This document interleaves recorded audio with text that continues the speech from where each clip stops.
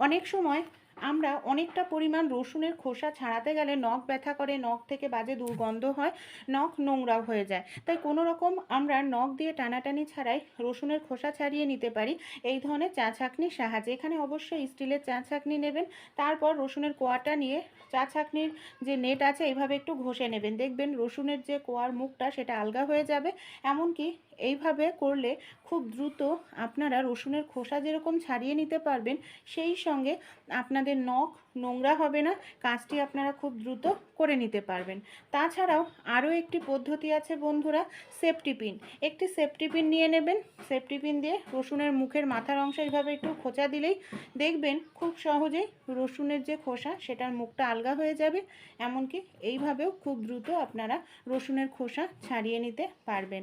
ভালো লাগলে আইডিয়াটি অবশ্যই ট্রাই করে আপনারাও দেখতে পারেন বন্ধুরা।